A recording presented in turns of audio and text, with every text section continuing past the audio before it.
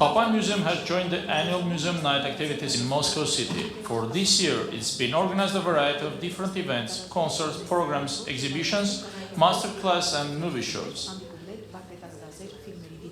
I am very happy and proud that these kind of events are being organized in such places, and this house museum is going to become a community center for cultural diplomacy and breathing organism for both Armenians and other guests who are acquainted with Armenian art and spiritual life in all over the world. The museum night started with the opening of Boris Otarov's exhibition, an Armenian artist who is not very famous among Armenians, though he is well known in Russian and European art society. He was born in 1916, gone through World War II, lived in Moscow and presented a range of art and patriotic medals. In my deep belief, Otarov is one of the greatest artists in the 20th century who deeply and multi-technically investigates human nature and human life itself. He's been using canvas, aquarelle, oil and charcoal. His portraits are convincing and live. Different art and culture representatives share their vision and understanding of Otarov's art, as most of them think Otarov is innovator and even is in some meaning pioneer, thus staying devoted to the art language and developed his own art way of thinking. Speaking about the Armenian roots and national branding of Boris Otarov, we should mention that though he is Armenian, but he is using not only Armenian ways of understanding of the creation. Respectfully, he uses jewelry and Christian architecture in his canvas.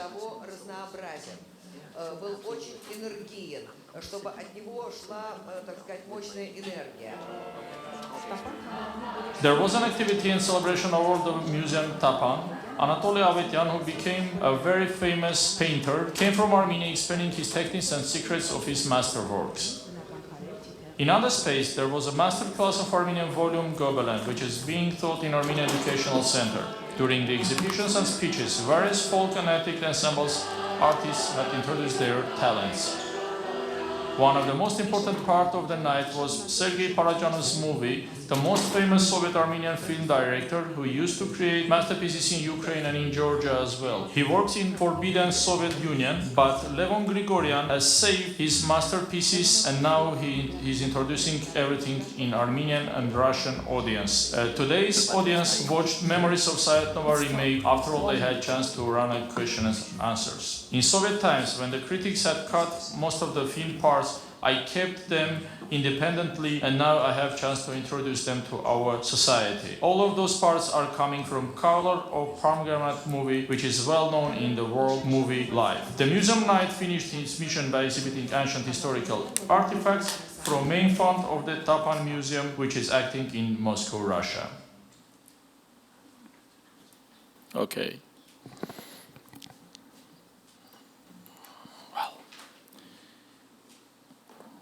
Okay, thank you very much. Let me introduce a little bit myself. Yes, as you already guessed, I'm Armenian, living in Moscow since 2005, and I'm representing Tapan Museum, and I would like to thank ICD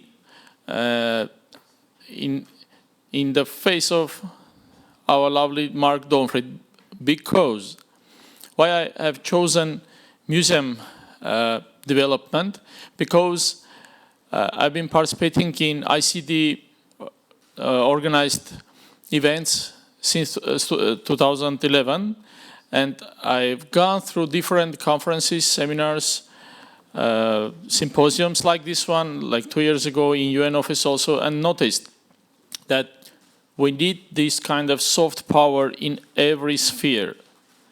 I've been teaching in different universities of Armenia, and still coming to Russia helps me understand that we need more and more soft power, because when we go through Russian museums, I am sorry to make this statement, we'll see that at least 50% of them represent some kind of, you are right, war, some kind of hard power. And still we need the role of museums in establishing kind of soft power between nations, among different communities. Well, I did prepare a kind of speech, but I would love to talk, just to talk a little bit with you, because what I've written is very formal. I would like to mention several points. We call ourselves Tapan, which means ark, like it used to be Noah's Ark, Kovcheg in Russian. What's the meaning of that? And we put that meaning in our function, in our livelihood behavior, in our exhibitions. This is the role of systematized approach to provide values, real values that can bring life. I remember the other speaker's words, our ambassador, former deputy chairman, as he said, what we do is to save lives. So this is our function, this is our mission. Our mission is to provide, keep, sustain, develop peaceful values. Why I showed this movie, small movie. It's like 3 days before. May 19th is the International Museums Day. And what we did, we just gathered several representatives from not only Armenian community in Moscow, but also from other communities. And we were open, just put an invitation saying that we are open. We'll be working today, 2 days with non-stop regime. And we had different representatives from different cultures, not only Armenians. There were Georgians, there were Ukrainians, there were Russians, there were Greeks, and every culture introduced himself. We started from Boris Otarov, who is intercultural person. We introduced Parajanov, who is well known in movie industry in all over the world. He is well known in Georgia. He lived there more than 25 years. He lived in Ukraine. He lived there 10 years. So this is up to the people. I also included in my speech personal approach. What we should do. We should go through people. We can find different personalities, individuals who are very, very famous in different cultures, even if there are conflicting cultures, conflicting states.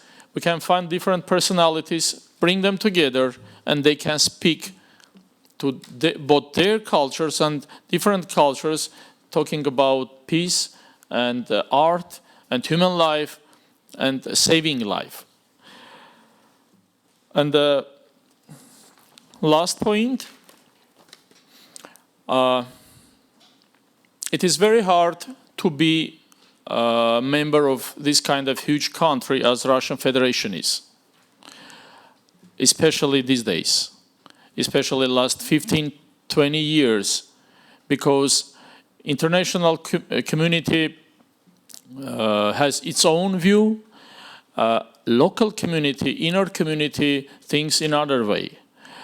Well, I am coming from Russia, and you all are open to give several questions about inner life, real life, what I see, what my parents see, what my family can see, what we feel there. But I would say this way. Yes, the community doesn't agree with the state policy / politics, both of them, both social policy and the foreign politics, whatever. But still, there is a big heritage of remembrance, history.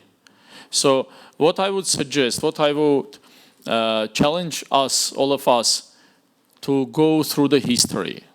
What we try to do in our museum, we call it Tapan. We gather the different nationalities, Muslims, Buddhists. Recently we had a great meeting with Jews, with Jewish Museum of Moscow. And the main topic, I would say the only topic was peace. So we should go through the history, find those wonderful pieces of peace, wonderful pieces of brotherhood, wonderful pieces of saving lives, and show them and speak with them.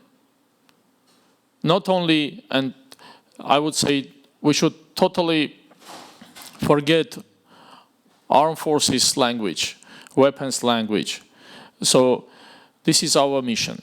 We are trying to do this way. And one more time, I would like to thank ICD because last 7-8 years I was teaching and running my own business in Moscow, but I haven't gone so far in soft power diplomacy, which is cultural diplomacy. So the museum helps me to understand it deeper and introduce real aspects of human life, which are saving lives and help each other to overcome the difficulties. Thank you very much. I'm open to the questions.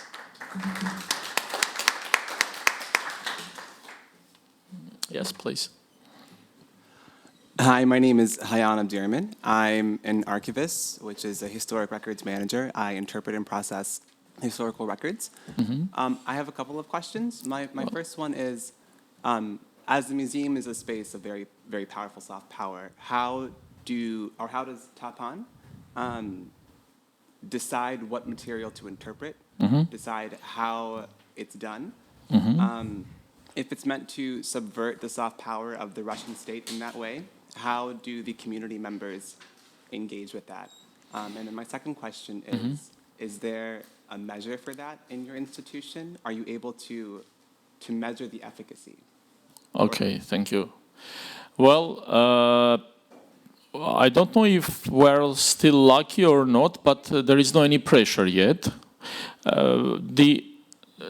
The very beautiful thing is, which is very helpful to us, that we are not under the government. We are not registered as an, I don't know, LTD or whatever organization. We act under the, as you could notice, under the church auspices. I mean, Armenian Apostolic Church, that which is a separate body, legal body, could have its own several, I don't know, organizations, clubs, whatever. So museum is one of them. When they have something to say, they will come to the church to say, so what you show, why do you show this one and whatever. So that's why probably we didn't have any experience to meet, I don't know, somebody who would try to push some kind of. But still, we think very hard before introducing something. The first measure is not to show something that would bring to hard power, to conflicting, to having any trouble within the society, first of all. And the second thing is not to have, what I mean within the society, I mean Armenian society, first of all, because Armenian church is mostly consists of Armenians. So people come and see their history, their life, their culture, their music, first of all. The second part is international. International, which is very popular in Russian Federation, but still we think longer not to harm any other religious or nation's feelings. That's why we're kind of balanced. The second question. How do you measure the efficacy, or can it be measured? Okay. We don't have figures, but we do have participation. At least twice or 3 times a month we have different discussions, presentations, and exhibitions being open. And different representatives, I already mentioned, from Jewish, Muslim, Buddhist communities come to us. Many different museums from Moscow region join us during those exhibitions. What else? How many measures? We are being published. We are being invited from different both governmental and non-governmental bodies. So we can find out that we are interesting for them also, for all of them. So these are the measures. Not any figures yet. Yes, please.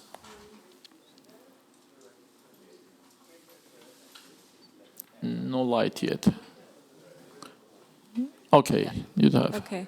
So my name is, it's hard because I want to answer to you, but you're behind me. So my name is Mathilde, and okay, wait. I'm going to go the other side. I prefer to face you.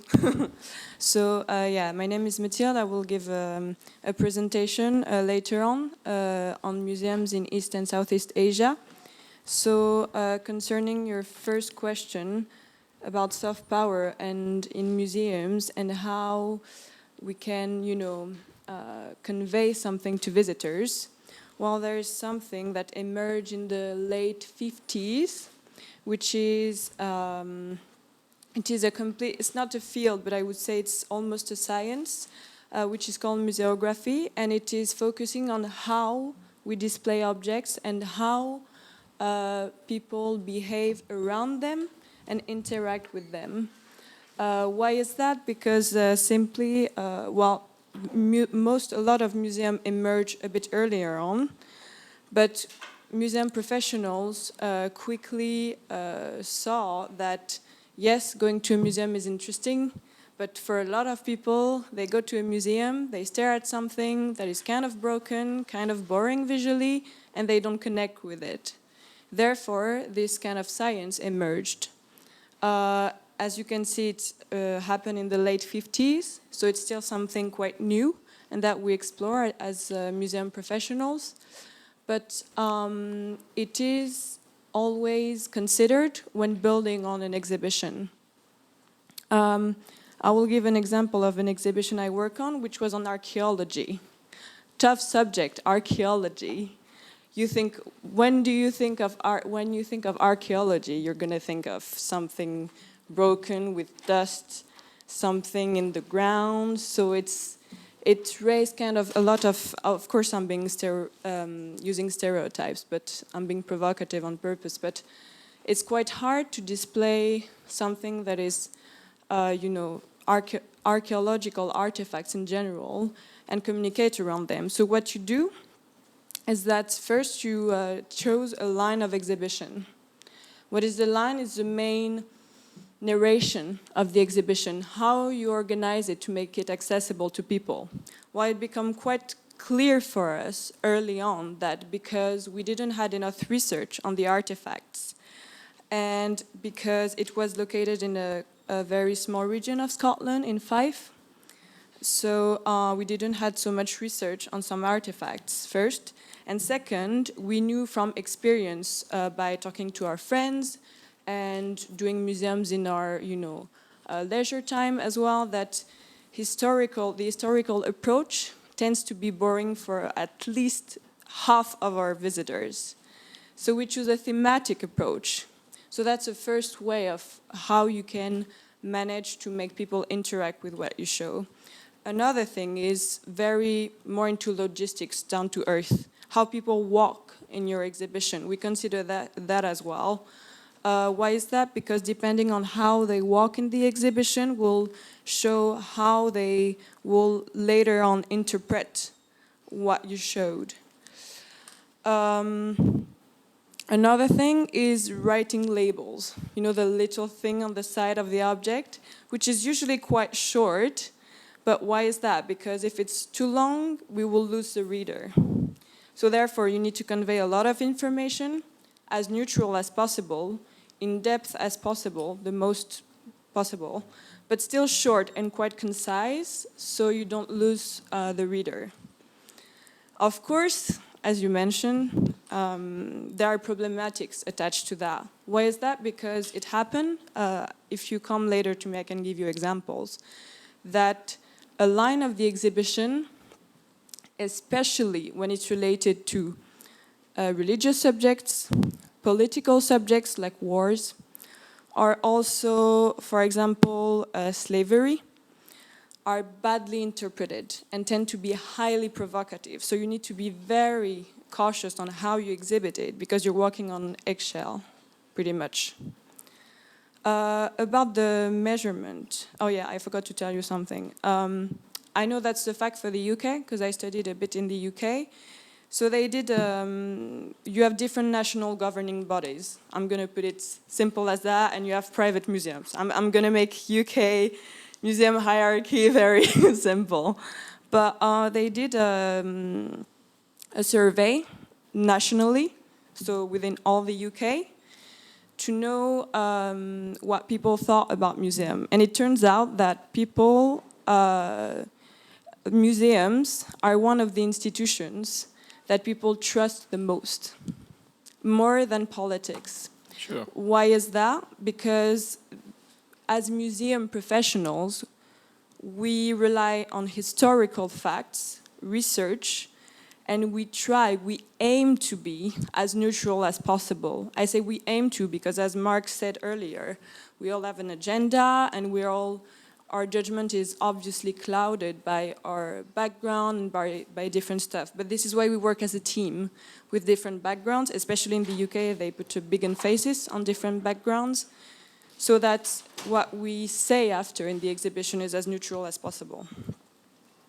Finally, for the feedback of an exhibition, you have a lot of different things that are in place. You have a simple feedback sheet that you can fill in museums. Especially in the UK, it asks you where you're from, your age, what you thought about the... Well, preferences. Yeah, preferences, how often you come to museum, and why do we ask all of that? To know if we reach our target audience, because when we do an exhibition, we do have a target audience, but also to see how we can reach out to other groups that have been not visiting the exhibition. And there are different creative ways of doing it, some very practical. So that's a first form of feedback. The other one we would be, as he mentioned, on different governing bodies. You have, with national governing bodies, you have different reports, annual reports that will show the numbers of how many visitors came to visit.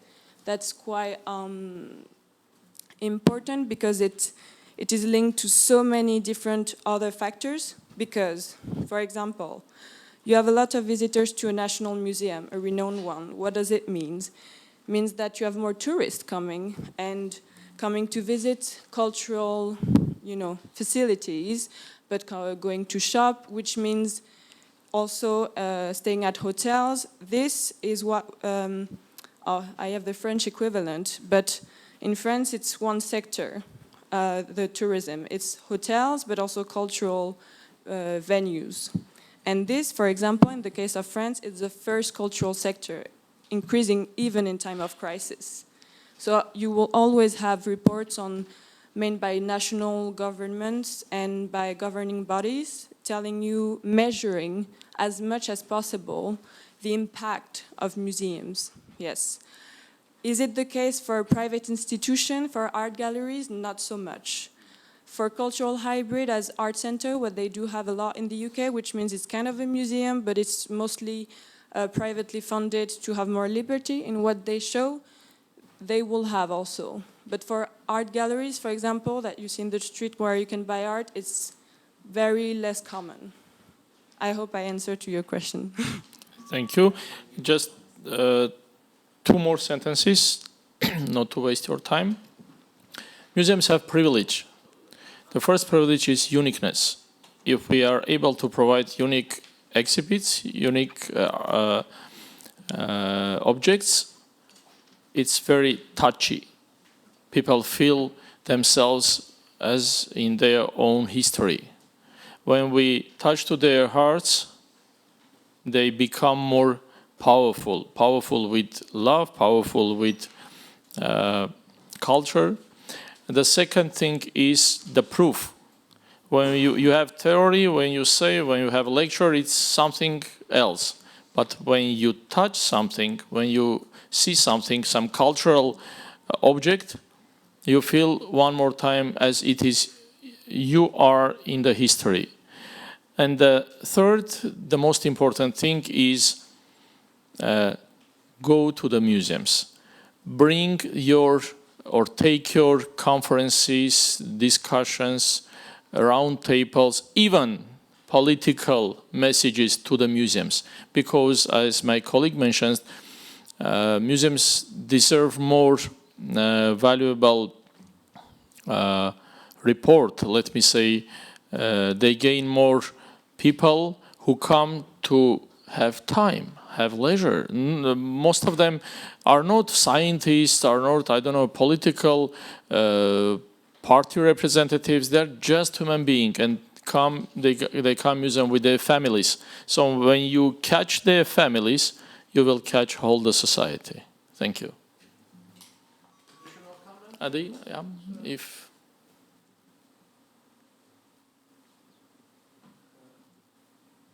On that note, let's express our sincere gratitude. Thank you very much. Thank you very much.